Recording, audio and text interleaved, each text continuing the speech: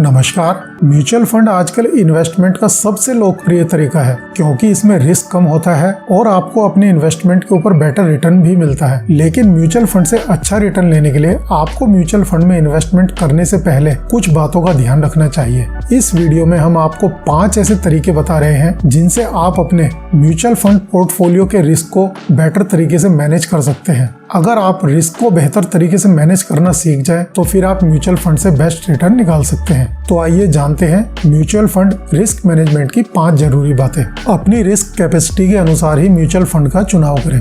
आपकी रिस्क उठाने की क्षमता मुख्य रूप से आपकी इनकम स्टेबिलिटी, आपके पास मौजूद लिक्विडिटी और कितने टाइम में आप अपना फाइनेंशियल गोल हासिल करना चाहते हैं, इन 3 बातों पर डिपेंड करती है। उदाहरण के लिए जो इन्वेस्टर लॉन्ग टर्म के लिए इन्वेस्ट कर सकते हैं वो इक्विटी म्यूचुअल फंड चुन सकते हैं क्योंकि इक्विटी में वो पावर है जो लॉन्ग टर्म में फिक्स्ड इनकम प्रोडक्ट से बेटर रिटर्न दे सके। जबकि शॉर्ट टर्म में इक्विटी फंड बहुत वोलेटाइल हो सकते हैं क्योंकि शॉर्ट टर्म में स्टॉक मार्केट में उठापटक चलती रहती है। वहीं लॉन्ग टर्म में म्यूचुअल फंड को स्टॉक मार्केट की वोलेटिलिटी से हुए नुकसान की भरपाई करने के लिए सफिशिएंट टाइम मिल जाता है। तो वो इन्वेस्टर जिनके पास स्टेबल इनकम है वो इक्विटी फंड में इन्वेस्ट करें और वे इन्वेस्टर जिनकी स्टेबल इनकम नहीं है वो डेट फंड में इन्वेस्ट कर सकते हैं। ऐसा इसलिए ताकि उनका इन्वेस्टमेंट सेफ रहे और फाइनेंशियल इमरजेंसी पड़ने पर तुरंत फंड से पैसा विड्रॉ किया जा सके। क्योंकि अलग अलग म्यूचुअल फंड कैटेगरीज में रिस्क का लेवल भी अलग अलग होता है, इसलिए म्यूचुअल फंड का चुनाव करते समय हमेशा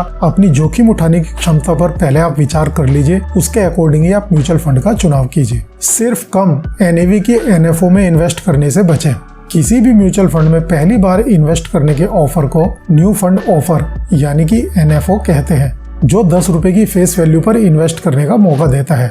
हालांकि कई म्यूचुअल फंड डिस्ट्रीब्यूटर NFO को ये कहकर ज्यादा बेचने की कोशिश करते हैं कि इसमें यूनिट की कीमत यानी कि NAV कम है और ये आपको इकोनॉमिकल पड़ रहा है। NFO में केवल इसलिए इन्वेस्ट न करें कि इसकी यूनिट अभी सस्ते रेट में उपलब्ध है। इसकी बजाय इन्वेस्टर को NFO के फंड मैनेजर और रिलेटेड फंड हाउस द्वारा मैनेज किए जाने वाले दूसरे फंड्स के पिछले रिकॉर्ड्स को भी देखना चाहिए।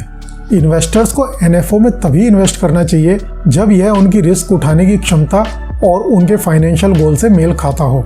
यदि ऐसा नहीं है तो उन्हें अपनी मौजूदा म्यूचुअल फंड स्कीम को जारी रखना चाहिए जो अपने इक्विवेलेंट फंड और बेंचमार्क इंडेक्स से ज्यादा रिटर्न देते रहे हैं। जहां तक सेक्टर और थीमेटिक फंड के NFO में इन्वेस्ट करने का सवाल उठता है, केवल ज्यादा रिस्क लेने वाले और उन सेक्टर या थीम को बारीकी से ट्रैक करने की कैपेबिलिटी रखने वाले इन्वेस्टर्स को ही इनमें इन्वेस्ट करना चाहिए। नए इन्वेस्टर्स को इनसे बचना चाहिए। रेगुलर इन्वेस्टमेंट के लिए SIP चुनें।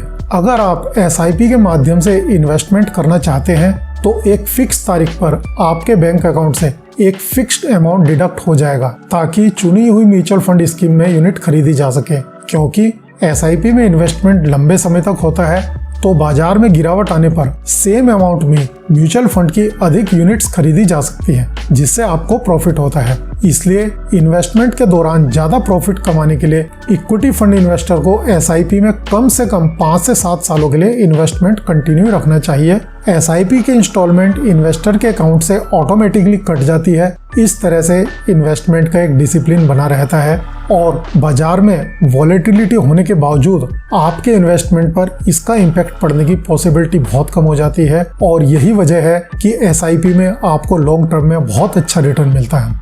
अपने म्यूचुअल फंड इन्वेस्टमेंट को डाइवर्सिफाई करें।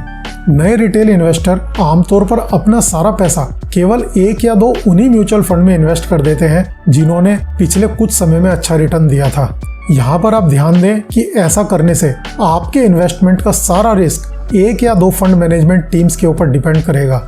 ये जरूरी नहीं है कि जिस म्यूचुअल फंड ने पिछले साल बेस्ट रिजल्ट्स दिए थे वो अगले साल भी बेस्ट रिजल्ट्स ही दे। यदि फंड मैनेजर्स की इन्वेस्टमेंट स्ट्रेटजी या मार्केट से रिलेटेड किसी भी रीजन के कारण आपके चुने गए फंड खराब परफॉर्म करते हैं तो आपका पूरा इन्वेस्टेड अमाउंट लंबे समय के लिए नुकसान में चला जाएगा। इसलिए अपने रिस्क को कम करने के लिए डिफरेंट फंड हाउस में इन्वेस्ट करें। यदि आपका कोई 1 या 2 फंड खराब परफॉर्मेंस भी देता है तो उससे घबराने की कोई बात नहीं। दूसरे फंड बेटर रिटर्न देकर उसके नुकसान की भरपाई कर सकते हैं। यही डाइवर्सिटी का फायदा होता है। इसलिए अपने पैसे को हमेशा डाइवर्सिफाई करके ही इन्वेस्ट करें। समय समय पर अपने इन्वेस्टमेंट पोर्टफोलियो का रिव्यू करें। आपको अपने म्यूचुअल फंड पोर्टफोलियो को समय समय पर रिव्यू करते रहना चाहिए। ऐसा करने से आपको खराब प्रदर्शन करने वाले फंड्स की पहचान करने और अपने पोर्टफोलियो में इक्विटी और डेट इन्वेस्टमेंट में बैलेंस बनाने में मदद मिलती है। ध्यान दें कि फंड मैनेजमेंट स्ट्रेटजी और मार्केट के अलग अलग कारणों के चलते ऐसे फंड भी लॉन्ग टर्म तक खराब प्रदर्शन कर सकते हैं जो शुरुआत में बहुत अच्छा प्रदर्शन कर चुके हों।